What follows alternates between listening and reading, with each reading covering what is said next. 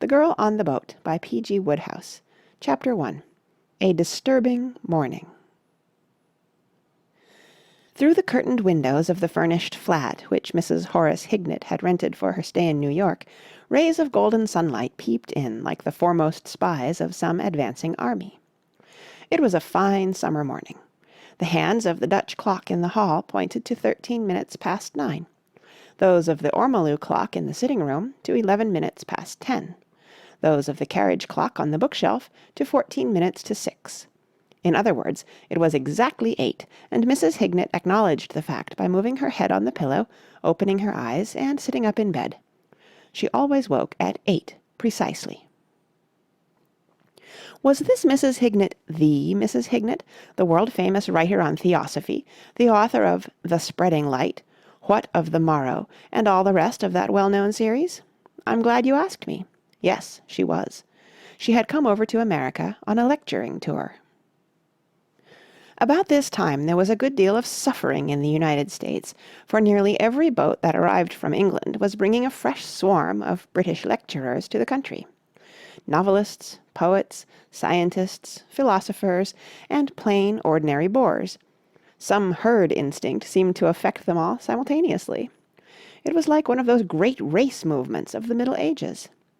Men and women of widely differing views on religion, art, politics, and almost every other subject. On this one point the intellectuals of Great Britain were single-minded, that there was easy money to be picked up on the lecture platforms of America, and that they might just as well grab it as the next person. Mrs. Hignett had come over with the first batch of immigrants, for, spiritual as her writings were, there was a solid streak of business sense in this woman, and she meant to get hers while the getting was good. She was halfway across the Atlantic with a complete itinerary booked, before 90% of the poets and philosophers had finished sorting out their clean collars and getting their photographs taken for the passport.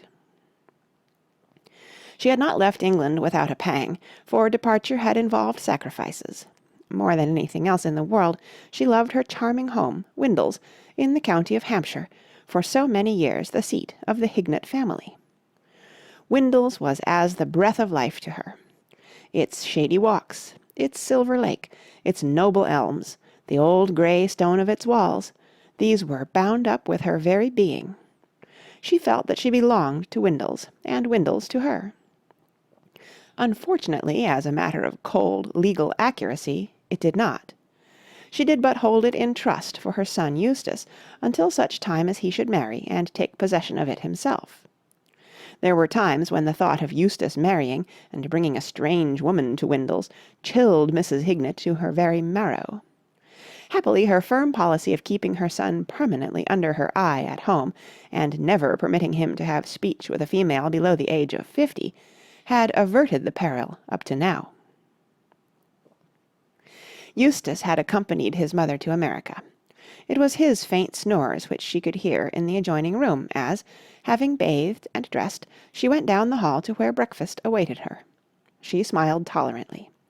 She had never desired to convert her son to her own early rising habits, for, apart from not allowing him to call his soul his own, she was an indulgent mother. Eustace would get up at 9:30, long after she had finished breakfast, read her correspondence, and started her duties for the day.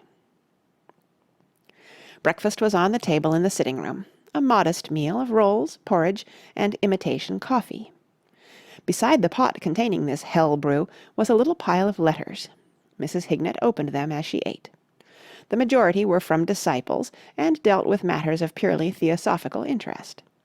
There was an invitation from the Butterfly Club, asking her to be the guest of honour at their weekly dinner. There was a letter from her brother Mallaby, Sir Mallaby Marlowe, the eminent London lawyer, saying that his son Sam, of whom she had never approved, would be in New York shortly, passing through on his way back to England, and hoping that she would see something of him. Altogether a dull mail.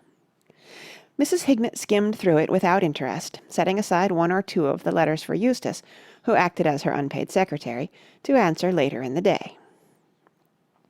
She had just risen from the table when there was a sound of voices in the hall, and presently the domestic staff, a gaunt Irish lady of advanced years, entered the room. "Ma'am, there was a gentleman." Mrs. Hignett was annoyed. Her mornings were sacred. "Didn't you tell him I was not to be disturbed?" "I did not. I loosed him into the parlour." The staff remained for a moment in melancholy silence, then resumed. "He says he's your nephew. His name's Marlowe." Mrs. Hignett experienced no diminution of her annoyance. She had not seen her nephew Sam for 10 years, and would have been willing to extend the period. She remembered him as an untidy small boy, who, once or twice, during his school holidays, had disturbed the cloistral peace of Windles with his beastly presence. However, blood being thicker than water, and all that sort of thing, she supposed she would have to give him 5 minutes. She went into the sitting-room, and found there a young man who looked more or less like all other young men, though perhaps rather fitter than most. He had grown a good deal since she had last met him, as men so often do between the ages of 15 and 25, and was now about 6 feet in height, about 40 inches round the chest, and in weight about 13 stone. He had a brown and amiable face, marred at the moment by an expression of discomfort somewhat akin to that of a cat in a strange alley. "Hullo, Aunt Adeline," he said awkwardly. "Well, Samuel," said Mrs. Hignett. There was a pause. Mrs. Hignett, who was not fond of young men, and disliked having her mornings broken into, was thinking that he had not improved in the slightest degree since their last meeting, and Sam, who imagined that he had long since grown to man's estate and put off childish things, was embarrassed to discover that his aunt still affected him as of old. That is to say, she made him feel as if he had omitted to shave, and, in addition to that, had swallowed some drug which had caused him to swell unpleasantly, particularly about the hands and feet. "Jolly morning," said Sam, perseveringly. "So I imagine. I have not yet been out." "Thought I'd look in and see how you were." "That was very kind of you. The morning is my busy time, but yes, that was very kind of you." There was another pause. "How do you like America?" said Sam. "I dislike it exceedingly." "Yes? Well, of course, some people do. Prohibition and all that. Personally, it doesn't affect me. I can take it or leave it alone. I like America myself," said Sam. "I've had a wonderful time. Everybody's treated me like a rich uncle. I've been in Detroit, you know, and they practically gave me the city and asked me if I'd like another to take home in my pocket. Never saw anything like it. I might have been the missing heir. I think America's the greatest invention on record." "And what brought you to America?" said Mrs. Hignett, unmoved by this rhapsody. "Oh, I came over to play golf, in a tournament, you know."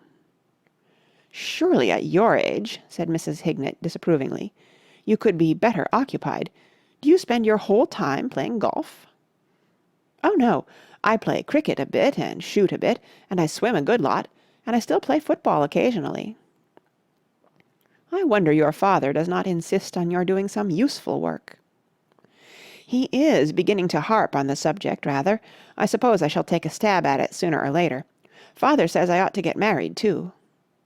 "He is perfectly right." "I suppose old Eustace will be getting hitched up one of these days," said Sam. Mrs. Hignett started violently. "Why do you say that?" "Eh? What makes you say that?"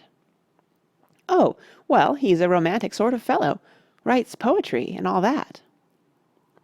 "There is no likelihood at all of Eustace marrying. He is of a shy and retiring temperament, and sees few women. He is almost a recluse." Sam was aware of this and had frequently regretted it. He had always been fond of his cousin in that half-amused and rather patronizing way in which men of thews and sinews are fond of the weaker brethren who run more to pallor and intellect, and he had always felt that if Eustace had not had to retire to Windles to spend his life with a woman whom from his earliest years he had always considered the empress of the washouts, much might have been made of him. Both at school and at Oxford, Eustace had been, if not a sport, at least a decidedly cheery old bean. Sam remembered Eustace at school, breaking gas globes with a slipper in a positively rollicking manner. He remembered him at Oxford, playing up to him manfully at the piano on the occasion when he had done that imitation of Frank Tinney, which had been such a hit at the Trinity Smoker. Yes, Eustace had had the makings of a pretty sound egg, and it was too bad that he had allowed his mother to coop him up down in the country, miles away from anywhere. "Eustace is returning to England on Saturday," said Mrs. Hignett. She spoke a little wistfully. She had not been parted from her son since he had come down from Oxford, and she would have liked to keep him with her till the end of her lecturing tour. That, however, was out of the question. It was imperative that, while she was away, he should be at Windles. Nothing would have induced her to leave the place at the mercy of servants, who might trample over the flower-beds, scratch the polished floors, and forget to cover up the canary at night. "He sails on the Atlantic." "That's splendid," said Sam. "I'm sailing on the Atlantic myself. I'll go down to the office and see if we can't have a stateroom together. But where's he going to live when he gets to England?" "Where is he going to live? Why, at Windles, of course. Where else?" "But I thought you were letting Windles for the summer." Mrs. Hignett stared. "Letting Windles?" She spoke as one might address a lunatic. "What put that extraordinary idea into your head?" "I thought father said something about your letting the place to some American." "Nothing of the kind." It seemed to Sam that his aunt spoke somewhat vehemently, even snappishly, in correcting what was a perfectly natural mistake. He could not know that the subject of letting Windles for the summer was one which had long since begun to infuriate Mrs. Hignett. People had certainly asked her to let Windles. In fact, people had pestered her. There was a rich fat man, an American named Bennet, whom she had met just before sailing at her brother's house in London. Invited down to Windles for the day, Mr. Bennet had fallen in love with the place, and had begged her to name her own price. Not content with this, he had pursued her with his pleadings by means of the wireless telegraph while she was on the ocean, and had not given up the struggle even when she reached New York. She had not been in America 2 days when there had arrived a Mr. Mortimer, bosom friend of Mr. Bennet, carrying on the matter where the other had left off. For a whole week, Mr. Mortimer had tried to induce her to reconsider her decision, and had only stopped because he had had to leave for England himself to join his friend. And even then the thing had gone on. Indeed, this very morning, among the letters on Mrs. Hignett's table, the buff envelope of a cable from Mr. Bennet had peeped out, nearly spoiling her breakfast. No wonder, then, that Sam's allusion to the affair had caused the authoress of The Spreading Light momentarily to lose her customary calm. "Nothing will induce me ever to let Windles," she said with finality, and rose significantly.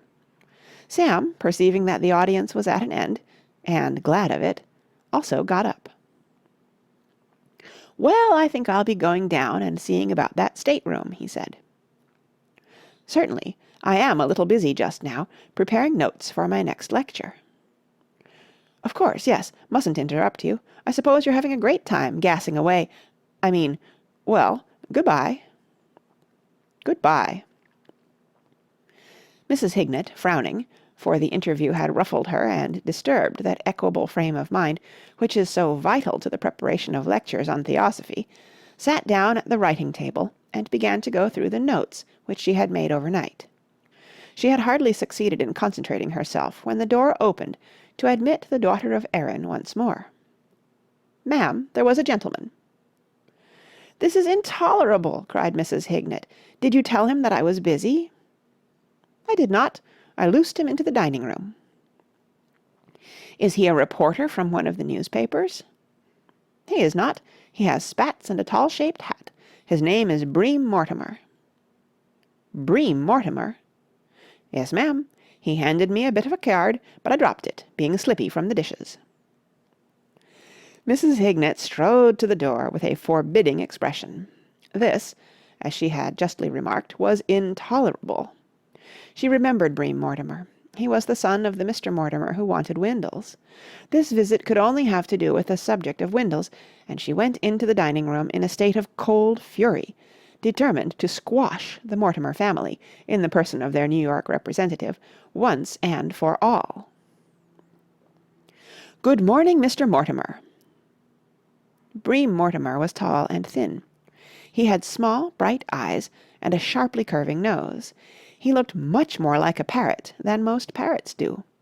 It gave strangers a momentary shock of surprise when they saw Bream Mortimer in restaurants, eating roast beef.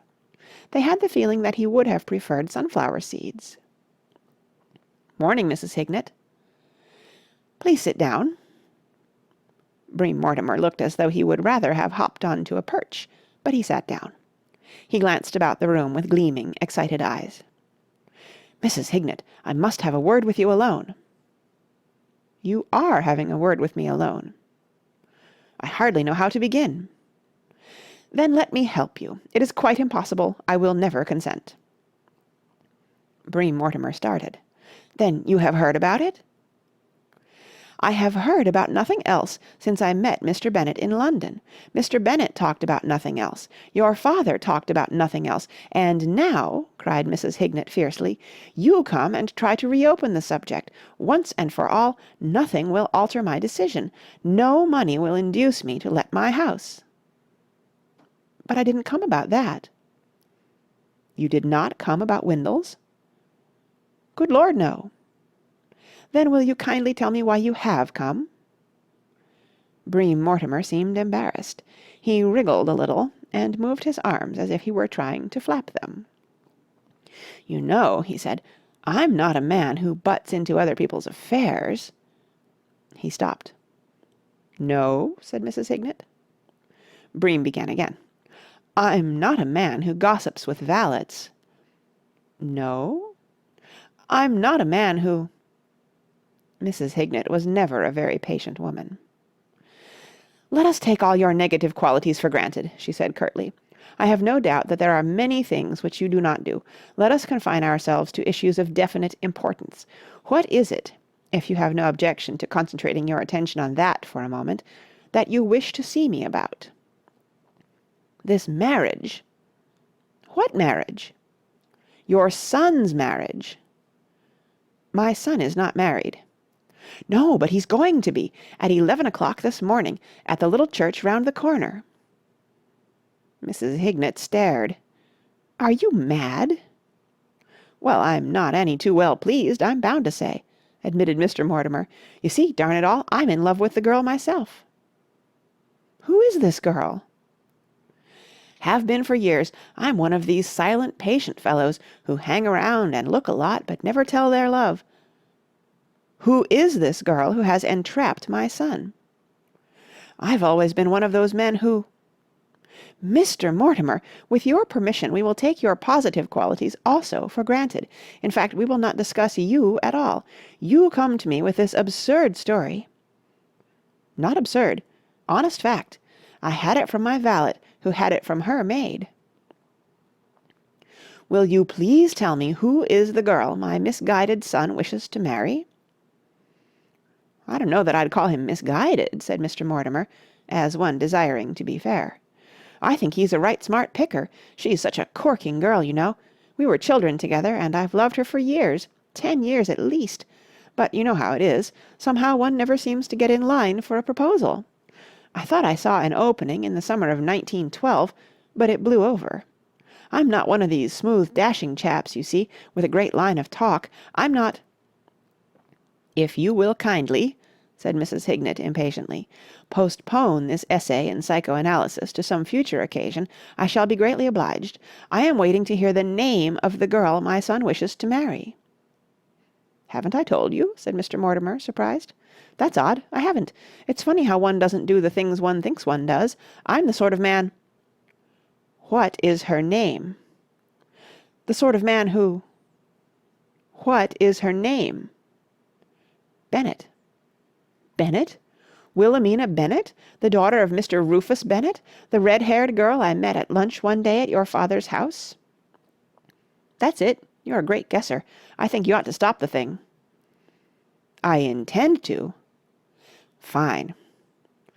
"The marriage would be unsuitable in every way. Miss Bennet and my son do not vibrate on the same plane." "That's right. I've noticed it myself." "Their auras are not the same colour." "If I've thought that once," said Bream Mortimer, "I've thought it 100 times.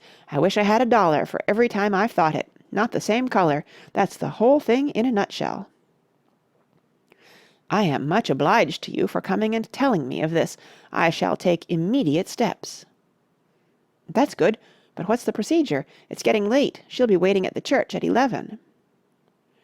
"Eustace will not be there." "You think you can fix it?"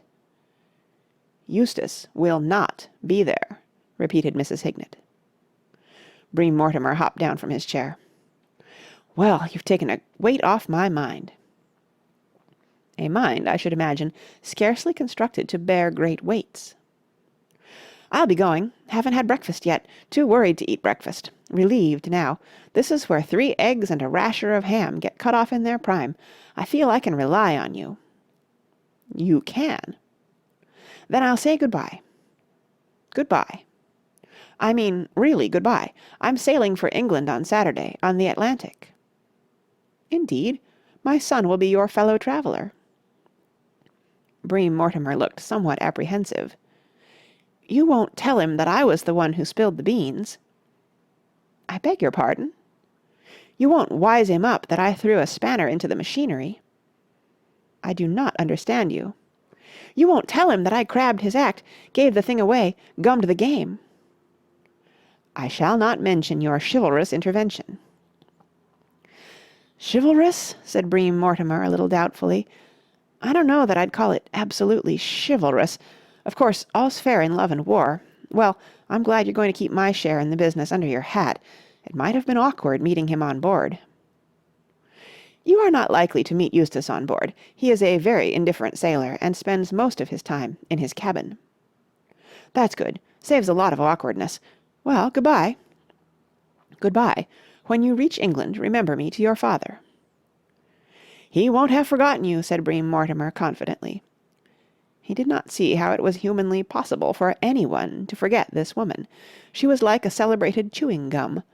The taste lingered. Mrs. Hignett was a woman of instant and decisive action. Even while her late visitor was speaking, schemes had begun to form in her mind like bubbles rising to the surface of a rushing river. By the time the door had closed behind Bream Mortimer, she had at her disposal no fewer than 7, all good. It took her but a moment to select the best and simplest. She tiptoed softly to her son's room. Rhythmic snores greeted her listening ears. She opened the door and went noiselessly in. End of Chapter 1. Chapter 2, Part 1. Gallant Rescue by Well-Dressed Young Man. 1. The White Star liner Atlantic lay at her pier with steam up and gangway down, ready for her trip to Southampton. The hour of departure was near, and there was a good deal of mixed activity going on. Sailors fiddled about with ropes. Junior officers flitted to and fro. White-jacketed stewards wrestled with trunks. Probably the captain, though not visible, was also employed on some useful work of a nautical nature, and not wasting his time. Men, women, boxes, rugs, dogs, flowers, and baskets of fruits were flowing on board in a steady stream. The usual drove of citizens had come to see the travellers off. There were men on the passenger list who were being seen off by fathers, by mothers, by sisters, by cousins, and by aunts. In the steerage there was an elderly Jewish lady who was being seen off by exactly 37 of her late neighbours in Rivington Street. And 2 men in the second cabin were being seen off by detectives, surely the crowning compliment a great nation can bestow. The cavernous customs sheds were congested with friends and relatives, and Sam Marlowe, heading for the gangplank, was only able to make progress by employing all the muscle and energy which nature had bestowed upon him, and which, during the greater part of his life, he had developed by athletic exercise. However, after some minutes of silent endeavour, now driving his shoulder into the midriff of some obstructing male, now courteously lifting some stout female off his feet, he had succeeded in struggling to within a few yards of his goal, when suddenly a sharp pain shot through his right arm, and he spun round with a cry. It seemed to Sam that he had been bitten, and this puzzled him, for New York crowds, though they may shove and jostle, rarely bite. He found himself face to face with an extraordinarily pretty girl. She was a red-haired girl, with the beautiful ivory skin which goes with red hair. Her eyes, though they were under the shadow of her hat, and he could not be certain, he diagnosed as green, or maybe blue, or possibly grey. Not that it mattered, for he had a catholic taste in feminine eyes. So long as they were large and bright, as were the specimens under his immediate notice, he was not the man to quibble about a point of colour. Her nose was small, and on the very tip of it there was a tiny freckle. Her mouth was nice and wide, her chin soft and round. She was just about the height which every girl ought to be. Her figure was trim, her feet tiny, and she wore one of those dresses of which a man can say no more than that they look pretty well all right. Nature abhors a vacuum. Samuel Marlowe was a susceptible young man, and for many a long month his heart had been lying empty, all swept and garnished, with welcome on the mat. This girl seemed to rush in and fill it. She was not the prettiest girl he had ever seen. She was the third prettiest. He had an orderly mind, one capable of classifying and docketing girls. But there was a subtle something about her, a sort of, how shall one put it, which he had never encountered before. He swallowed convulsively. His well-developed chest swelled beneath its covering of blue flannel and invisible stripe. At last, he told himself, he was in love, really in love, and at first sight, too, which made it all the more impressive. He doubted whether in the whole course of history anything like this had ever happened before to anybody. Oh, to clasp this girl to him and... But she had bitten him in the arm. That was hardly the right spirit. That, he felt, constituted an obstacle. "Oh, I'm so sorry," she cried. Well, of course, if she regretted her rash act... After all, an impulsive girl might bite a man in the arm in the excitement of the moment, and still have a sweet, womanly nature. The crowd seems to make Pinky Boodles so nervous. Sam might have remained mystified, but at this juncture there proceeded from a bundle of rugs in the neighbourhood of the girl's lower ribs a sharp yapping sound, of such a calibre as to be plainly audible over the confused noise of Mamies who were telling Sadies to be sure and right, of Bills who were instructing Dicks to look up old Joe in Paris and give him their best, and of all the fruit boys, candy boys, magazine boys, American flag boys, and telegraph boys who were hawking their wares on every side. "I hope he didn't hurt you much. You're the third person he's bitten today." She kissed the animal in a loving and congratulatory way on the tip of his black nose. "Not counting waiters at the hotel, of course," she added. And then she was swept from him in the crowd, and he was left thinking of all the things he might have said, all those graceful, witty, ingratiating things which just make a bit of difference on these occasions. He had said nothing. Not a sound, exclusive of the first sharp yowl of pain, had proceeded from him. He had just goggled. A rotten exhibition. Perhaps he would never see this girl again. She looked the sort of girl who comes to see her friends off and doesn't sail herself. And what memory of him would she retain? She would mix him up with the time when she went to visit the deaf and dumb hospital. 2. Sam reached the gangplank, showed his ticket, and made his way through the crowd of passengers, passengers' friends, stewards, junior officers, and sailors who infested the deck. He proceeded down the main companionway, through a rich smell of India rubber and mixed pickles, as far as the dining saloon, then turned down the narrow passage leading to his stateroom. Staterooms on ocean liners are curious things. When you see them on the chart in the passenger office, with the gentlemanly clerk drawing rings round them in pencil, they seem so vast that you get the impression that, after stowing away all your trunks, you will have room left over to do a bit of entertaining, possibly an informal dance or something. When you go on board, you find that the place has shrunk to the dimensions of an undersized cupboard in which it would be impossible to swing a cat. And then, about the second day out, it suddenly expands again. For one reason or another, the necessity for swinging cats does not arise, and you find yourself quite comfortable. Sam, balancing himself on the narrow, projecting ledge, which the chart in the passenger office had grandiloquently described as a lounge, began to feel the depression which marks the second phase.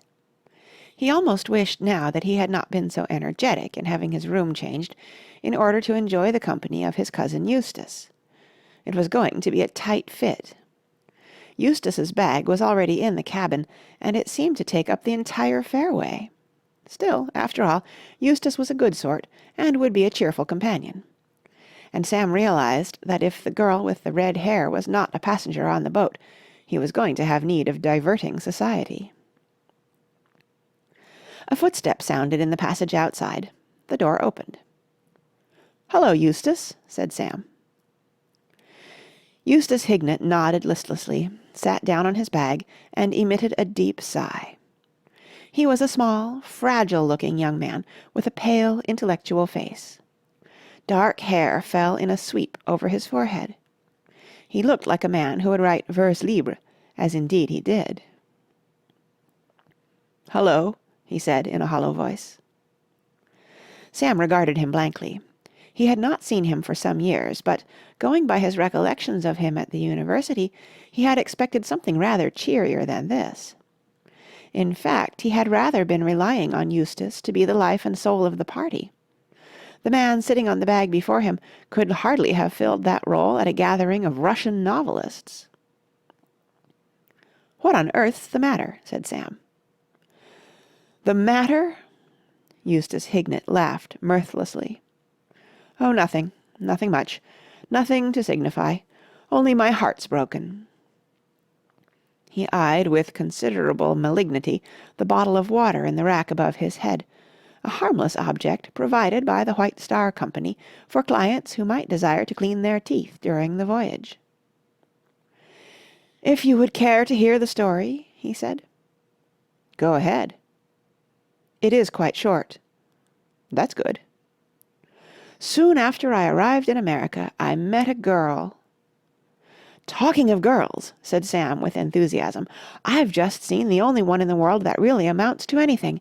It was like this. I was shoving my way through the mob on the dock when suddenly—" "Shall I tell you my story, or will you tell yours?" "Oh, sorry. Go ahead." Eustace Hignett scowled at the printed notice on the wall, informing occupants of the stateroom that the name of their steward was J. B. Midgley. "She was an extraordinarily pretty girl." "So was mine. I give you my honest word, I never in all my life saw such—" "Of course, if you prefer that I postponed my narrative—" said Eustace coldly. "Oh, sorry. Carry on." "She was an extraordinarily pretty girl." "What was her name?" "Wilhelmina Bennett. She was an extraordinarily pretty girl, and highly intelligent. I read her all my poems, and she appreciated them immensely. She enjoyed my singing. My conversation appeared to interest her. She admired my—" "I see. You made a hit. Now, get on with the story." "Don't bustle me," said Eustace querulously. "Well, you know, the voyage only takes 8 days." "I've forgotten where I was." "You were saying what a devil of a chap she thought you. What happened? I suppose, when you actually came to propose, you found she was engaged to some other Johnny?" "Not at all. I asked her to be my wife, and she consented. We both agreed that a quiet wedding was what we wanted. She thought her father might stop the thing if he knew, and I was dashed sure my mother would, so we decided to get married without telling anybody. By now," said Eustace, with a morose glance at the porthole, "I ought to have been on my honeymoon. Everything was settled. I had the licence and the parson's fee. I had been breaking in a new tie for the wedding." "And then you quarrelled?" "Nothing of the kind. I wish you would stop trying to tell me the story. I'm telling you. What happened was this. Somehow, I can't make out how, Mother found out. And then, of course, it was all over.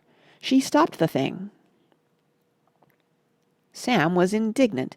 He thoroughly disliked his Aunt Adeline, and his cousin's meek subservience to her revolted him. "Stopped it? I suppose she said, 'Now, Eustace, you mustn't,' and you said, 'Very well, Mother,' and scratched the fixture?" "She didn't say a word. She never has said a word. As far as that goes, she might never have heard anything about the marriage." "Then how do you mean she stopped it?" "She pinched my trousers." "Pinched your trousers?" Eustace groaned. "All of them. The whole bally lot. She gets up long before I do, and she must have come into my room and cleaned it out while I was asleep. When I woke up and started to dress, I couldn't find a single damned pair of bags in the whole place. I looked everywhere. Finally, I went into the sitting room where she was writing letters and asked if she had happened to see any anywhere. She said she had sent them all to be pressed. She said she knew I never went out in the mornings. I don't, as a rule. And they would be back at lunchtime. A fat lot of use that was. I had to be at the church at 11. Well, I told her I had a most important engagement with a man at 11, and she wanted to know what it was, and I tried to think of something, but it sounded pretty feeble, and she said I had better telephone to the man and put it off. I did it too. Rang up the first number in the book and told some fellow I had never seen in my life that I couldn't meet him because I hadn't any trousers. He was pretty peeved, judging from what he said about my being on the wrong number. And Mother, listening all the time, and I knowing that she knew— something told me that she knew, and she knowing that I knew she knew, I tell you, it was awful." "And the girl?" "She broke off the engagement. Apparently she waited at the church from 11 till 1:30, and then began to get impatient. She wouldn't see me when I called in the afternoon, but I got a letter from her saying that what had happened was all for the best, as she had been thinking it over and had come to the conclusion that she had made a mistake. She said something about my not being as dynamic as she had thought I was.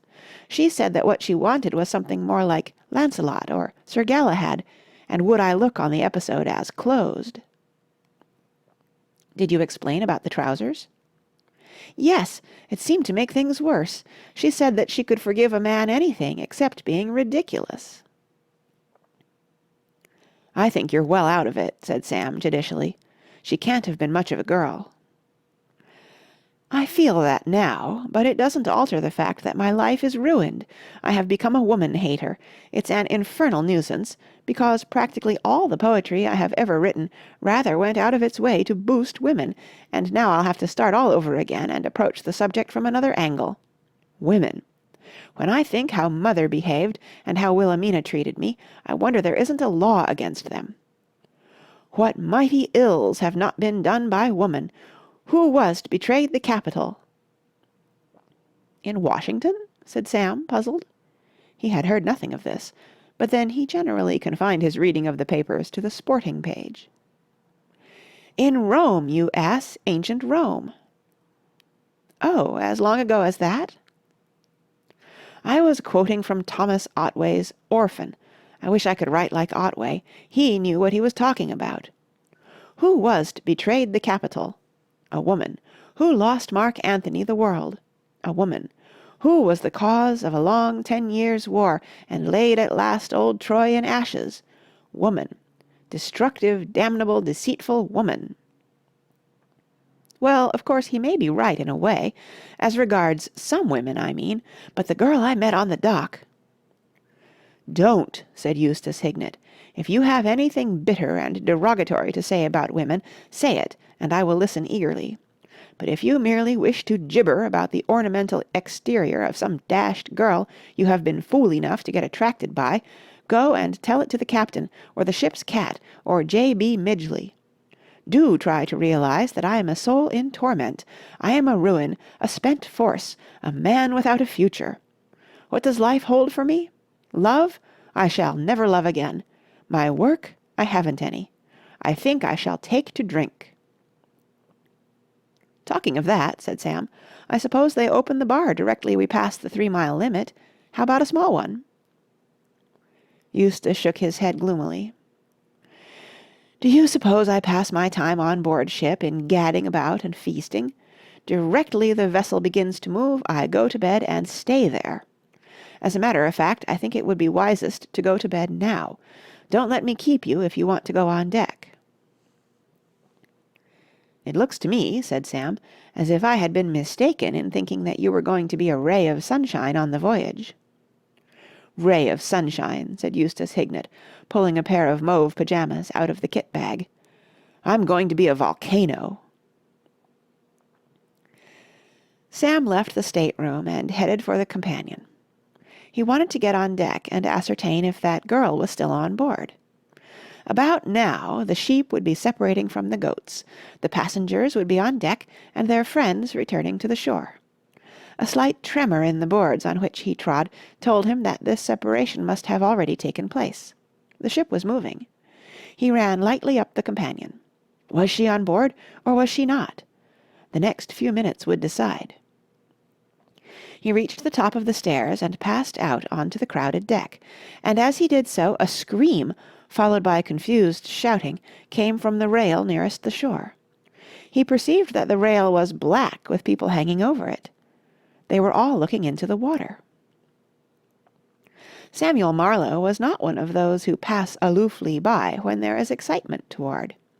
If a horse fell down in the street, he was always among those present. And he was never too busy to stop and stare at a blank window on which were inscribed the words, "Watch this space."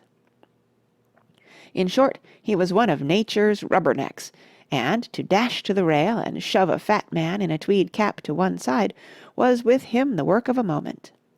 He had thus an excellent view of what was going on, a view which he improved the next instant by climbing up and kneeling on the rail. There was a man in the water, a man whose upper section, the only one visible, was clad in a blue jersey. He wore a bowler hat, and from time to time, as he battled with the waves, he would put up a hand and adjust this more firmly on his head. A dressy swimmer. Scarcely had he taken in this spectacle when Marlowe became aware of the girl he had met on the dock. She was standing a few feet away, leaning out over the rail with wide eyes and parted lips. Like everybody else, she was staring into the water. As Sam looked at her, the thought crossed his mind that here was a wonderful chance of making the most tremendous impression on this girl. What would she not think of a man who, reckless of his own safety, dived in and went boldly to the rescue? And there were men, no doubt, who would be chumps enough to do it, he thought, as he prepared to shift back to a position of greater safety. At this moment, the fat man in the tweed cap, incensed at having been jostled out of the front row, made his charge. He had but been crouching, the better to spring.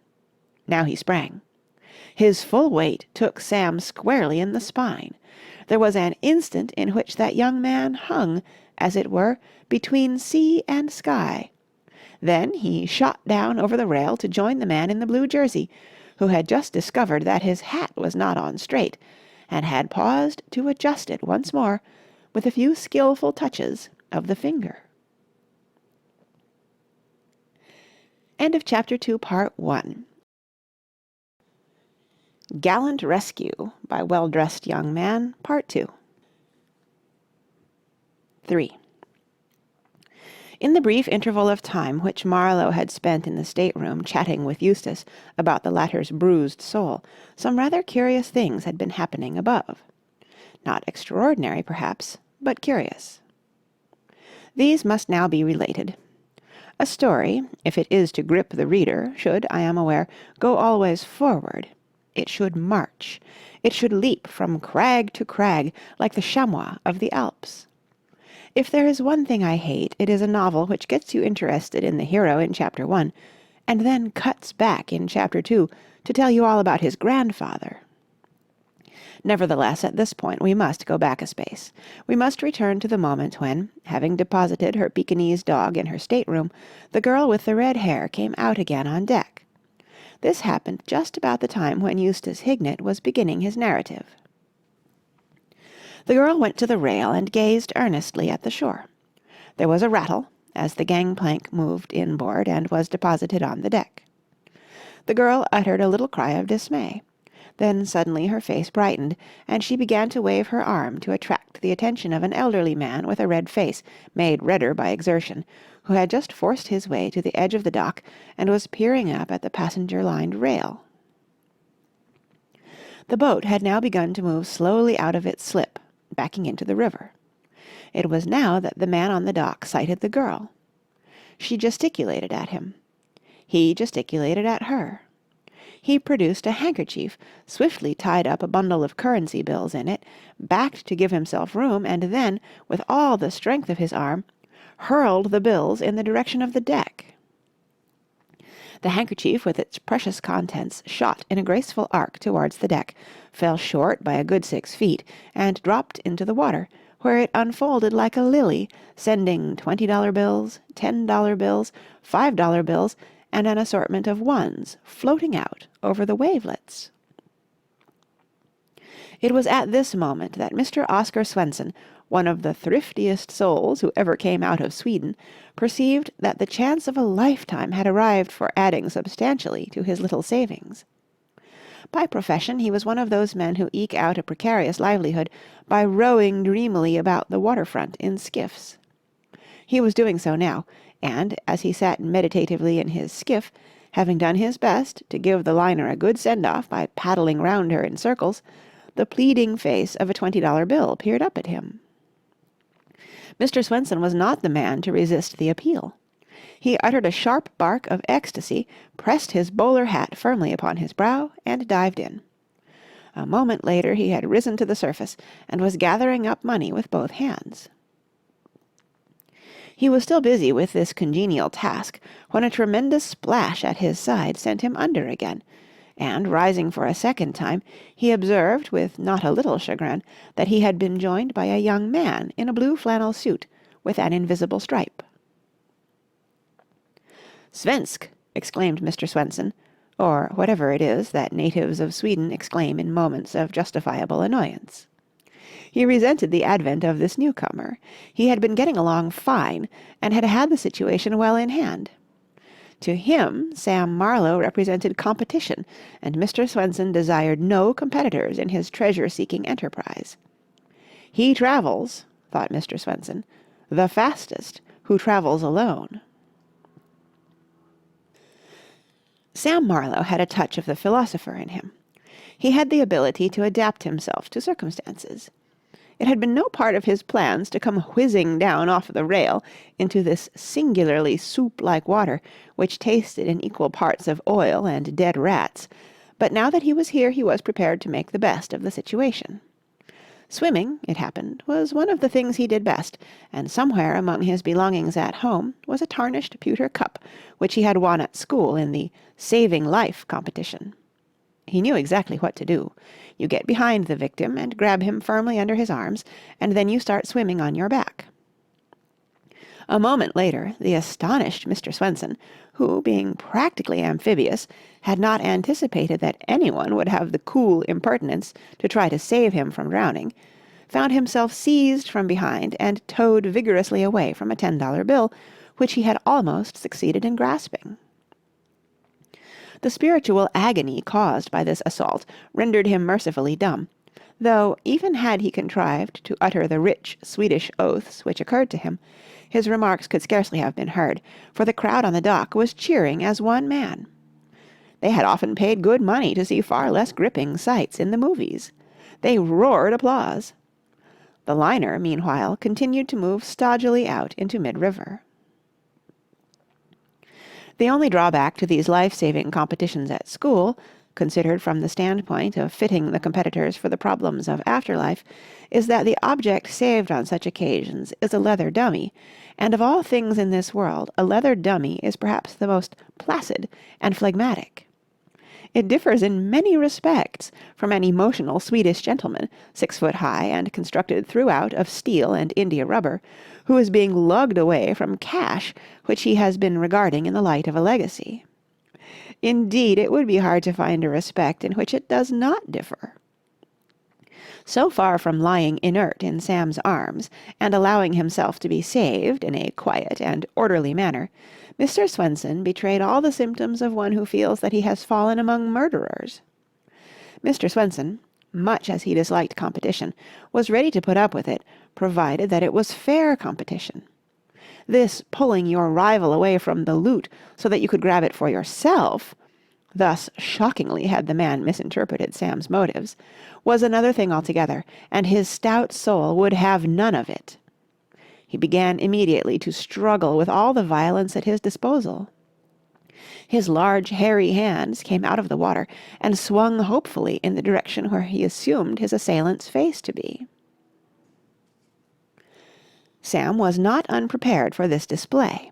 His researches in the art of life-saving had taught him that your drowning man frequently struggles against his best interests. In which case, cruel to be kind, one simply stunned the blighter.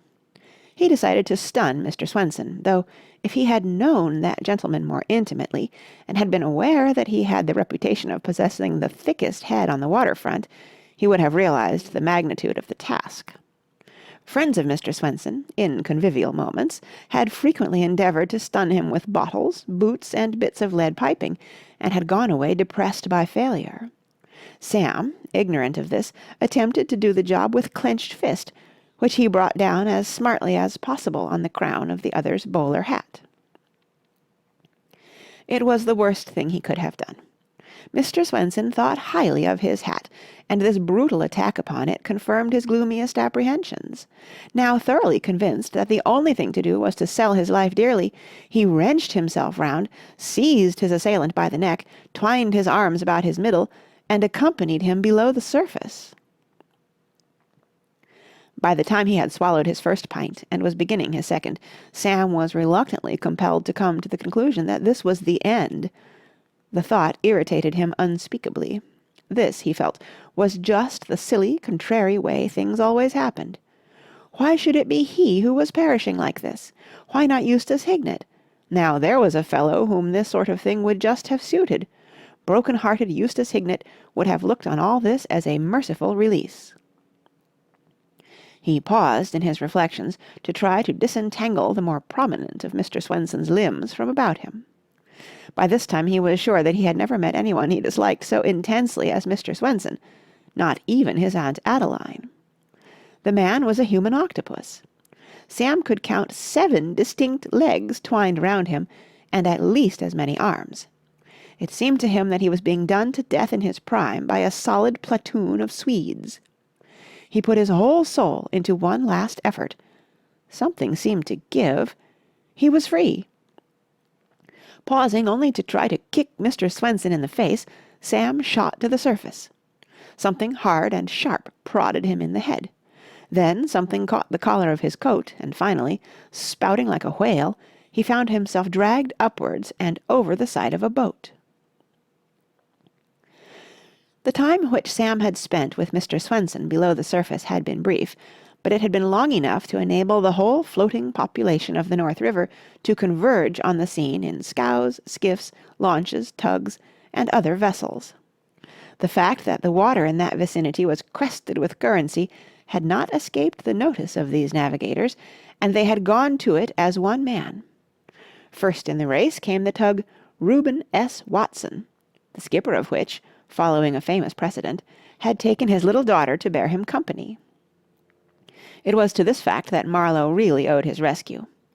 Women often have a vein of sentiment in them where men can only see the hard business side of a situation, and it was the skipper's daughter who insisted that the family boat-hook, then in use as a harpoon for spearing dollar bills, should be devoted to the less profitable but humaner end of extricating the young man from a watery grave.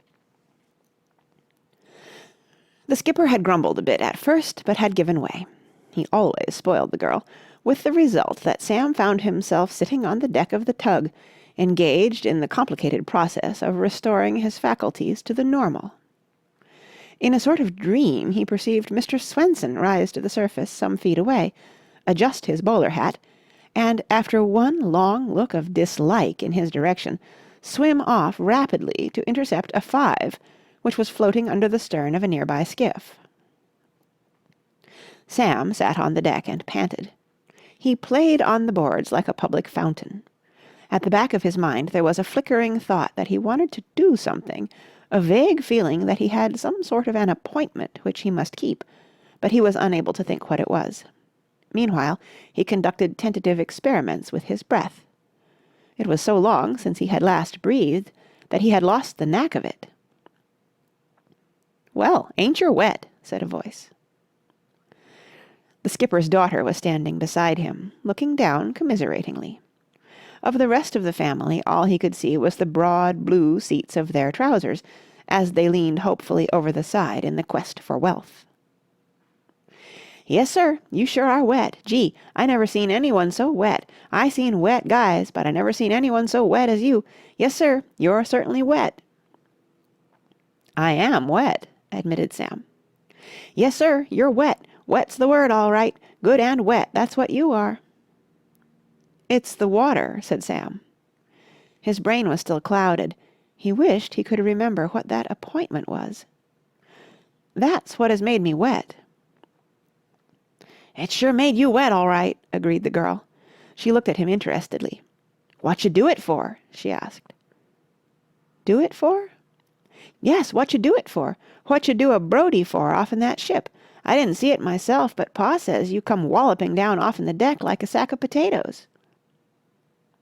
Sam uttered a sharp cry. He had remembered. "Where is she?" "Where's who?" "The liner." "She's off down the river, I guess. She was swinging round the last I seen of her."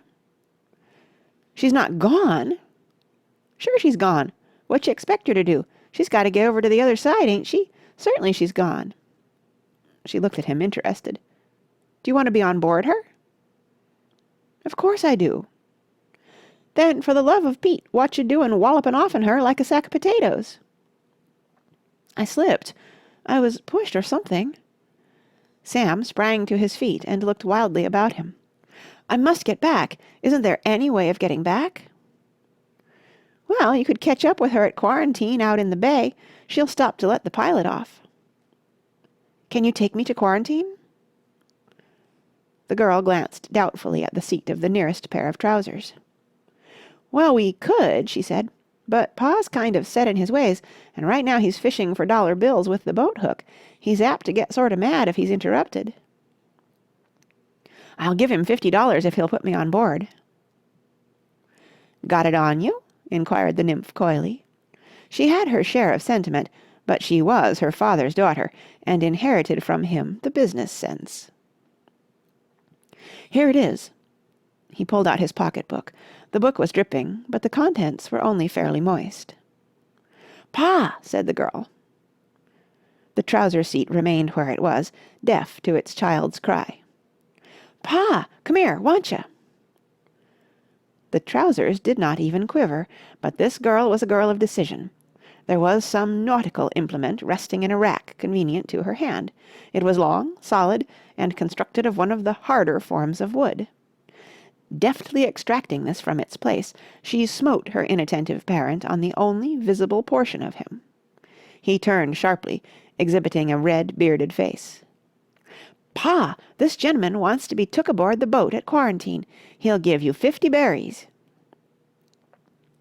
The wrath died out of the skipper's face like the slow turning down of a lamp. The fishing had been poor, and so far he had only managed to secure a single $2 bill.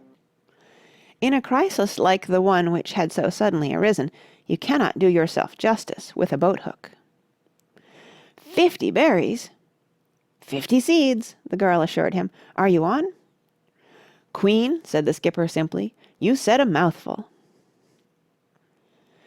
20 minutes later, Sam was climbing up the side of the liner as it lay towering over the tug like a mountain. His clothes hung about him clammily. He squelched as he walked. A kindly-looking old gentleman who was smoking a cigar by the rail regarded him with open eyes. "My dear sir, you're very wet," he said. Sam passed him with a cold face and hurried through the door leading to the companionway. "Mummy, why is that man wet?" cried the clear voice of a little child. Sam whizzed by, leaping down the stairs. "Good Lord, sir, you're very wet," said a steward in the doorway of the dining saloon. "You are wet," said a stewardess in the passage. Sam raced for his stateroom. He bolted in and sank on the lounge. In the lower berth Eustace Hignett was lying with closed eyes. He opened them languidly, then stared. "Hullo," he said. "I say, you're wet." 4. Sam removed his clinging garments and hurried into a new suit.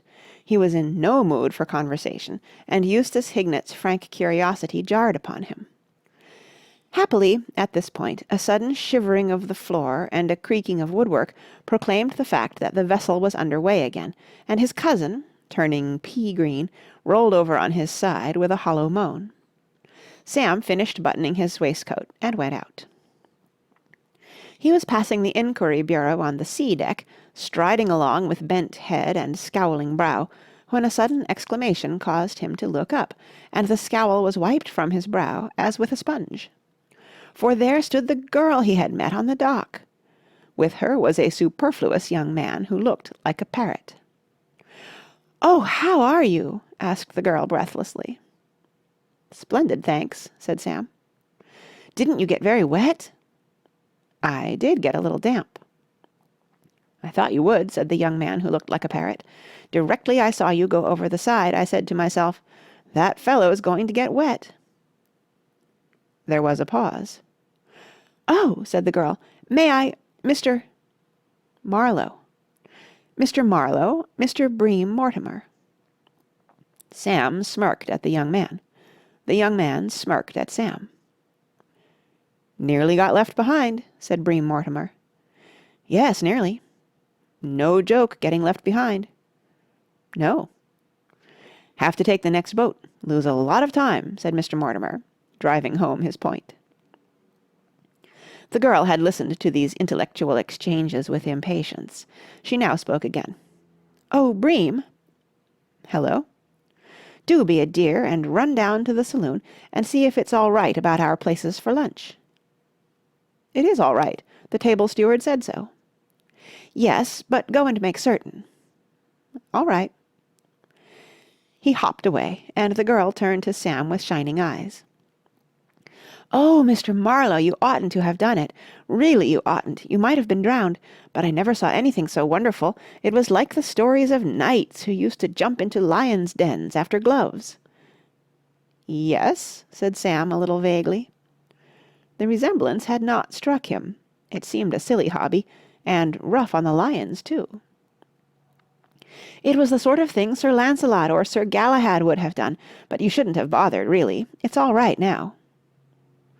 "Oh, it's all right now?" "Yes, I'd quite forgotten that Mr. Mortimer was to be on board. He has given me all the money I shall need. You see, it was this way. I had to sail on this boat in rather a hurry. Father's head clerk was to have gone to the bank and got some money and met me on board and given it to me, but the silly old man was late, and when he got to the dock they had just pulled in the gangplank. So he tried to throw the money to me in a handkerchief, and it fell into the water, but you shouldn't have dived in after it." "Oh, well," said Sam, straightening his tie, with a quiet, brave smile. He had never expected to feel grateful to that obese bounder who had shoved him off the rail, but now he would have liked to seek him out and shake him by the hand. "You really are the bravest man I ever met." "Oh, no." "How modest you are! But I suppose all brave men are modest." "I was only too delighted at what looked like a chance of doing you a service." "It was the extraordinary quickness of it that was so wonderful. I do admire presence of mind. You didn't hesitate for a second. You just shot over the side as though propelled by some irresistible force."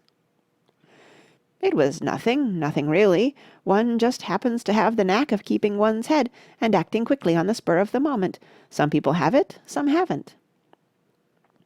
"And just think, as Bream was saying—" "It is all right," said Mr. Mortimer, reappearing suddenly. "I saw a couple of the stewards, and they both said it was all right. So it's all right." "Splendid," said the girl. "Oh, Bream." "Hello." "Do be an angel and run along to my stateroom and see if Pinky Boodles is quite comfortable." "Bound to be." Yes, but do go. He may be feeling lonely. Chirrup to him a little. Chirrup? Yes, to cheer him up. Oh, all right. Run along. Mr. Mortimer ran along. He had the air of one who feels that he only needs a peaked cap and a uniform 2 sizes too small for him to be a properly equipped messenger boy. "And, as Bream was saying," resumed the girl, "you might have been left behind." "That," said Sam, edging a step closer, "was the thought that tortured me, the thought that a friendship so delightfully begun—" "But it hadn't begun. We have never spoken to each other before now." "Have you forgotten? On the dock?" Sudden enlightenment came into her eyes. "Oh, you are the man poor Pinky Boodles bit." "The lucky man." Her face clouded. "Poor Pinky is feeling the motion of the boat a little. It's his first voyage." "I shall always remember that it was Pinky who first brought us together. Would you care for a stroll on deck?" "Not just now, thanks. I must be getting back to my room to finish unpacking. After lunch, perhaps." "I will be there. By the way, you know my name, but—" "Oh, mine?" She smiled brightly. "It's funny that a person's name is the last thing one thinks of asking. Mine is Bennett." "Bennett?" "Wilhelmina Bennett. My friends," she said softly as she turned away, "call me Billie." End of Chapter 2, Part 2.